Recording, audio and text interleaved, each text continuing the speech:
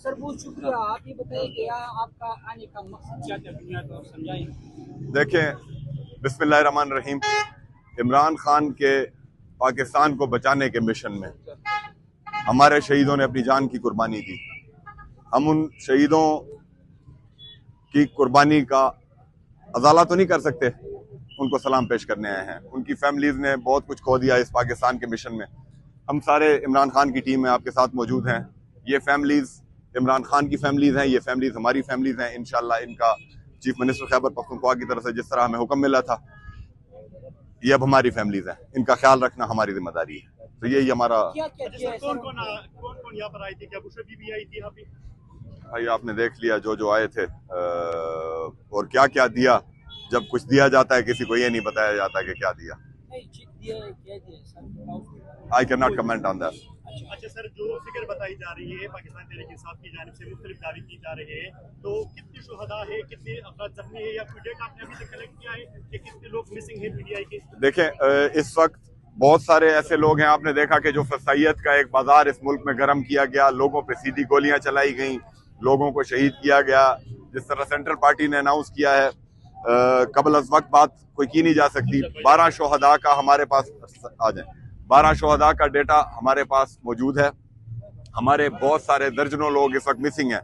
अब उनका ये पता नहीं चल रहा कि वो किसी थाने में बगैर पर्चे के रखे हुए हैं, जो एक रिवाज है। बाकी हमारे हजारों कारकुन गिरफ्तार हैं। आपको पता है कि उधर मियांवाली जिले से लेकर लाहौर से लेकर तो अटक से लेकर डी चौक तक इस्लामाबाद के अंदर पता नहीं कोई 14 के 16 FIRs हैं। तो हम लगे हुए हैं, हमारी लीगल टीम्स लगी हुई हैं, लेकिन यहाँ पे जुल्म का वो बाजार है कि वकीलों को भी उठा रहे हैं। तो इंशाल्लाह जो डेटा जो चीजें हमारे सामने आती जा रही हैं, हम कंफर्म बात करेंगे, हम हवाई बातें नहीं करते। तो जैसे मैंने आपको बताया कि हमारे इस वक्त हजारों की तादाद में कारकुन अब भी गिरफ्तार हैं इसी तरह के गैर कानूनी पर्चों में। हमारे 12 शुहदा कंफर्म है और जख्मियों की ये पोजीशन है कि ये जख्मियों को अस्पतालों से उठा रहे थे। तो उन जख्मियों को भी हमने मूव किया है सेफ जगहों के ऊपर। उनका डेटा वगैरह भी हम इकट्ठा कर रहे हैं। जो मौक़िफ़ आपकी जानिब से मिसिंग पर्सन और शुमार बताए जाते हैं, वफाकी हुकूमत से ने उस दावे को मुस्तरद कर दिया है, इस हवाले से आपका क्या मौक़िफ़ है? वफाकी हुकूमत पे लानत है। सीधी गोलियां चलाने के बाद ये इनकारी हुए।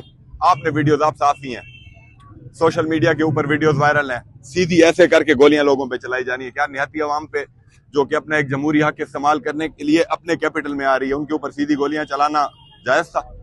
झूठे हैं, ड्रामेबाज हैं, और इनकी ड्रामेबाजियों का इंशाल्लाह टाइम अब खत्म होने वाला है। बयान किया था कि 12 दिसंबर को हम एहतजाज करेंगे और खराज तहसीन पेश करेंगे शुहदा को, और फिर 14 दिसंबर को अगर मुतालिबात नहीं माने गए तो सिविल नाफरमानी का फिर ऐलान हो सकता है। क्या कहेंगे उस हवाले से? 13 तारीख आने वाले जुमे को इंशाल्लाह पेशावर के अंदर एक शुहदा के लिए दुआ का एक प्रोग्राम किया जा रहा है। और उसके बाद जो भी पार्टी की हिदायत हैं, खान साहब के साथ अब दोबारा मुलाकातें वो कला की शुरू हो गई हैं।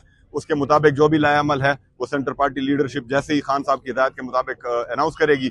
आपको पता है खैबर पख्तूनख्वा ने हमेशा फ्रंट लाइन पे रोल प्ले किया है। खैबर पख्तूनख्वा इसी तरह फ्रंट लाइन पे रहेगा। जी सर, ये बताइए कल